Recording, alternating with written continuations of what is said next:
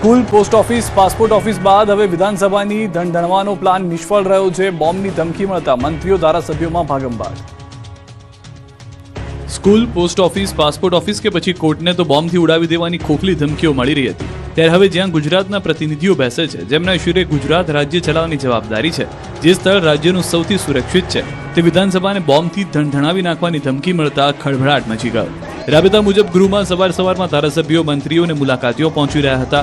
ત્યારે જ ઈમેલથી વિધાનસભા ગૃહમાં બોમ્બ બ્લાસ્ટની ધમકી મળતા નેતાઓમાં દોડ થઈ ગઈ. જીવ બચાવવા માટે નેતાઓ ભાગમભાગ કરતા નજરે પડ્યા. તુરંત પોલીસે બોમ્બ ડોગ સ્ક્વોડ સાથે મામલો સંભાળી લીધો. વિધાનસભા પરિસર ખાલી કરાવી ચેકિંગ કરાયું. તમામ ધારાસભ્ય, મંત્રીઓને ગૃહની બહાર કઢાયા અને સર્ચ ઓપરેશન હાથ ધરાયું. અલગ અલગ ટીમોએ વિધાનસભાના ખૂણે જઈને તપાસ કરી. કોઈ શંકાસ્પદ કે વાંધાજનક વસ્તુ ન મળતા તંત્રએ રાહતનો શ્વાસ લીધો. વિધાનસભા ગૃહની કામગીરી 9 વાગ્યાની જગ્યાએ 10 વાગે શરૂ કરાઈ. આ દરમિયાન વિધાનસભા બહાર સ્ટાફ અને ધારાસભ્યોનો જમાવડો જોવા મળ્યો. ગાંધીનગર સચિવાલયના મેઇન ગેટ પર સઘન ચેકિંગ હાથ ધરીને જ કર્મચારીઓને અંદર પ્રવેશ આપવામાં આવ્યો. મહત્વનું છે કે ધમકીભર્યા ઈમેલમાં 2 વાગે બ્લાસ્ટ કરવામાં આવશે તેવું લખાણ હતું. અંગ્રેજી ભાષામાં મેલ કર્યો હતો. આ અંગે મળેલા મેલ સંદર્ભે નાયબ મુખ્યમંત્રી હર્ષ સંઘવીની અધ્યક્ષતામાં ઉચ્ચ સ્તરીય બેઠક યોજાઈ હતી. આ બાબતે બી ગંભીરતાપૂર્વક ઇન્ક્વાયરી આપી છે ને મેં પોતે બી હાઈ લેવલ કમિટીની એક મિટિંગ બોલાવી હતી અને વિધાનસભામાં દરરોજ જે કોઈ એના પ્રોટોકોલ છે એમાં ચેકિંગ થતું જ હોય છે, પરંતુ એના પ્રોટોકોલના હિસાબે આજે બી આ ચેકિંગ કરવામાં આવ્યું છે. વિધાનસભા રાબેતા મુજબ ચાલુ છે. આવા ઈમેલ ફિમેલથી ગુજરાત પોલીસ કે ગુજરાતની જનતા ક્યારેય કોઈ પ્રકારની ડર નથી રાખતી. બધી જ તપાસ થઈ ગઈ છે, કોઈ બી પ્રકારની ચિંતા કરવાનો વિષય નથી. તો અમદાવાદની 23 સ્કૂલને બોમ્બથી ઉડાવી દેવાની ધમકી. ગુજરાત વિધાનસભા બાદ સવારે અમદાવાદની શાળાઓને ધમકીભર્યો ઈમેલ મળ્યો. બોર્ડની પરીક્ષાઓ ચાલી રહી છે ત્યારે વહેલી સવારે અમદાવાદ શહેરની કુલ 19 અને ગ્રામ્યની 4 સ્કૂલ મળીને 23ને બોમ્બથી ઉડાવી દેવાની ધમકી મળતા ખળભળાટ મચી ગયો. બોર્ડની પરીક્ષાના છેલ્લા દિવસે સ્કૂલને ધમકી મળતા સ્કૂલનો સ્ટાફ, વિદ્યાર્થીઓ, વાલીઓ ડરી ગયા. મહારાજા અગ્રસેન, કારલુડિયાની કેલોરેક્સ સ્કૂલ, શાંતિ Asiatic school, Anand Niketan school, વેજલપુરની Zydus school સહિતની શાળાઓને ધમકીભર્યો ઈમેલ મળ્યો. આ મેલમાં લખ્યું હતું કે ગુજરાત બોલેગા ખાલિસ્તાન. અમદાવાદની સ્કૂલોમાં બપોરે 1:11 બોમ્બ બ્લાસ્ટ થશે. તમારા બાળકોને બચાવી લેજો. જેથી તુરંત પોલીસને જાણ કરી પોલીસે શાળાઓ ખાતે પહોંચીને તપાસ હાથ ધરી, પરંતુ કોઈ શંકાસ્પદ વસ્તુઓ મળી ન હતી. અમદાવાદની અમૃત હાઈસ્કૂલમાં વિદ્યાર્થીઓ, વાલીઓનો હોબાળો. અમદાવાદના શાહીબાગ કેન્ટોનમેન્ટ વિસ્તારમાં આવેલી અમૃત હાઈસ્કૂલમાં વાલીઓ અને વિદ્યાર્થીઓએ હોબાળો મચાવ્યો. સ્કૂલ સંચાલકો દ્વારા લેવાયેલા એકતરફી નિર્ણય સામે મોટી સંખ્યામાં વાલીઓ વિરોધ કરવા પહોંચ્યા. અમૃત હાઈસ્કૂલ દ્વારા આગામી શૈક્ષણિક વર્ષ 2026-27થી ગુજરાત બોર્ડના ધોરણ 1 થી 12 અને કેજીના વર્ગના સમયમાં મોટો ફેરફાર કરવાની જાહેરાત કરવામાં આવી. છેલ્લા 40 વર્ષથી સવારના સમયે ચાલતી સ્કૂલ હવે બપોરના સમયે કાર્યરત કરવાનો નિર્ણય લેવાયો, જેથી મોટી સંખ્યામાં વાલીઓ અને વિદ્યાર્થીઓએ સ્કૂલના કેમ્પસમાં એકત્ર થઈને વિરોધ કર્યો. પોસ્ટરો સાથે શાળાને ગજવી હતી. આ મુદ્દે સ્કૂલે સમારકામ અને સુરક્ષાનું કારણ દર્શાવ્યું, પરંતુ વાલીઓના મતે બપોરની કાળઝાળ ગરમીમાં બાળકોના સ્વાસ્થ્ય સાથે ચેડા થઈ રહ્યા છે. અમૃત હાઈસ્કૂલ વાલી મંડળ દ્વારા આ નિર્ણયને મોકૂફ રાખવા અને જૂના સમય મુજબ શાળા ચાલુ રાખવા માટે ઉગ્ર માંગણી કરવામાં આવી. આ મામલે વાલીઓએ ડીઈઓ કચેરી અને આર્મી કેન્ટોનમેન્ટ બોર્ડને પણ નકલ રવાના કરી ન્યાયની માંગણી કરી છે.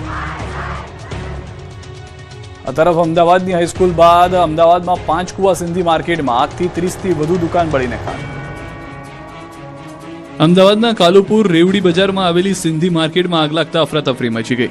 સિંધી માર્કેટમાં સૌથી વધારે કપડાં સહિત અલગ અલગ ચીજવસ્તુની દુકાનો આવેલી છે. ત્યાં સવારના સમયે કોઈ કારણોસર આગ લાગી. એક દુકાનમાં લાગેલી આગ ઝડપથી પ્રસરતા 30 દુકાન આગની ઝપેટમાં આવી ગઈ. ગણતરીની કલાકોમાં જ આગે ભીષણ રૂપ ધારણ કરી લેતા અફરાતફરીનો માહોલ સર્જાયો. ધુમાડાના ગોટેગોટાથી લોકોમાં ભયનો માહોલ જોવા મળ્યો. રેવડી બજારમાં 50થી વધારે આસપાસમાં દુકાનો આવેલી છે, જેથી આગે તુરંત ભયાનક સ્વરૂપ ધારણ કર્યું. ફાયરની 20થી વધુ ટીમે પહોંચીને કલાકો સુધી પાણીનો મારો ચલાવ્યો. કલાકોની જહેમત બાદ આગ પર કાબુ મેળવી લેવામાં આવ્યો. છાપરાની ઉપર ચડી અને ફાયર બ્રિગેડના જવાનોએ જીવના જોખમે આગને કાબૂમાં લેવા મહેનત કરી. ભીષણ આગને પગલે ટ્રાફિકથી ધમધમતા વિસ્તારમાં દોડધામ મચી ગઈ. દુકાન માલિકો દ્વારા પોતાના માલને નુકસાન ન થાય તે માટે તમામ માલ બહાર કાઢી લીધો હતો. આમ છતાં 30 દુકાન બળી જતા કરોડોનું નુકસાન થયું છે.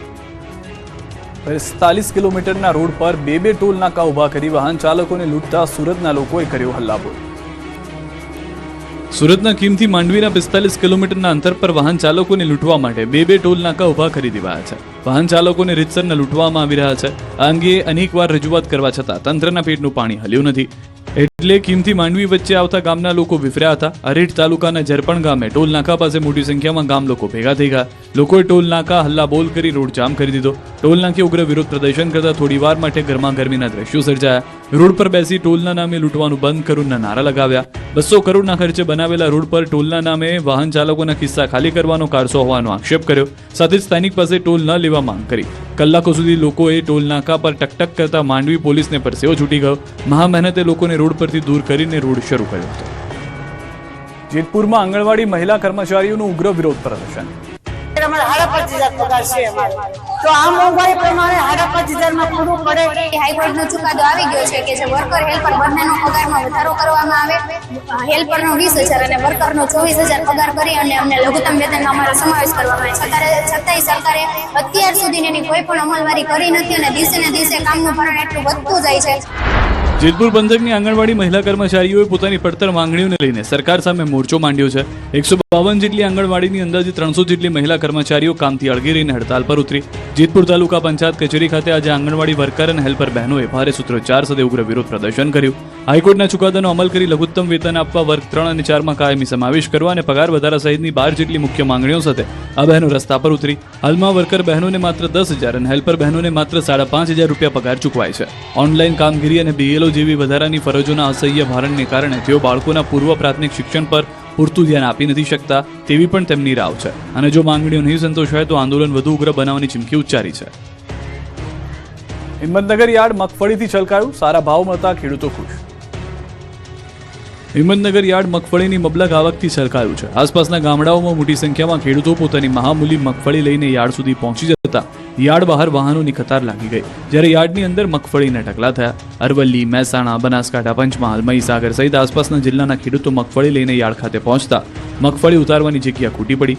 એક જ દિવસમાં 25,000 ગુણીથી વધુ મગફળીની આવક થઈ, જેની સામે એક મણ મગફળીના 1,000 થી 215 રૂપિયા સુધીનો ભાવ મળતા ખેડૂતો ખુશખુશાલ છે. સારા ભાવ અને સારી ગુણવત્તાની મગફળી અહીં મળતા 8 થી 10 રાજ્યના વેપારીઓ અહીં ખરીદી કરવા માટે આવે છે. અત્યાર સુધીમાં 15 લાખ બોરીની આવક થઈ ગઈ છે. મોડાસા માર્કેટ યાર્ડમાં પંકજ પટેલ ચેરમેન બન્યા. અરવલ્લીના મોડાસા માર્કેટ યાર્ડની ચૂંટણી યોજાઈ હતી, જેમાં ભાજપના મેન્ડેટના વિરુદ્ધમાં ડિરેક્ટરોએ મતદાન કર્યું. મેન્ડેટમાં કિરીટભાઈ પટેલના નામનો વિરોધ થતા જિલ્લા રજિસ્ટ્રાર અને ખેતીવાડી અધિકારીની આગેવાનીમાં ચૂંટણી યોજાઈ. ચૂંટણીમાં ચેરમેન પદ માટે પંકજ પટેલ અને કિરીટ પટેલ વચ્ચે મુકાબલો હતો, જેમાં 14 મતની સામે 9 મતથી ખેડૂત વિભાગમાંથી પંકજ પટેલ ચેરમેન તરીકે ચૂંટાયા. વેપારી વિભાગમાંથી રાકેશ પટેલ વાઇસ ચેરમેન તરીકે બિનહરીફ ચૂંટાયા. ડિરેક્ટરો અને સમર્થકોએ નવી ટીમ સાથે ઉજવણી કરી હતી. યુપીમાં ડ્રગ્સની ફેક્ટરીથી ગુજરાત સહિત દેશભરમાં ડ્રગ્સ મોકલતા 10 અને 12 પાસ 2 શખ્સને એટીએસે પકડી પાડ્યા.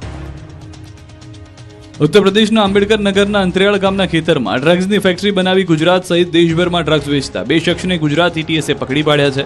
થોડા દિવસ પહેલા અમદાવાદથી ડ્રગ્સ સાથે પકડાયેલા 3 શખ્સની પૂછપરછમાં તાર છેક યુપી સુધી પહોંચ્યા, જે બાદ એટીએસે તપાસ આદરી. વહેલી સવારે યુપીના આંબેડકર નગરના અંતરિયાળ ગામના ખેતરમાં મરઘીના ફાર્મ જેવા લાગતા 3 શેડમાં દરોડા પાડ્યા, જેથી ડ્રગ્સ બનાવતા મૂળ ઉત્તર પ્રદેશના કપિલદેવ શર્મા અને રામશંકર ઉર્ફે પંકજ કોહલીને પકડી પાડ્યા છે. પૂછપરછમાં ખુલ્યું છે કે ધોરણ 10 અને 12 પાસ આ બંને શખ્સો ખેતરમાં 3 શેડ ઊભા કરી ડ્રગ્સ બનાવવા માટેના મશીન ખરીદ્યા.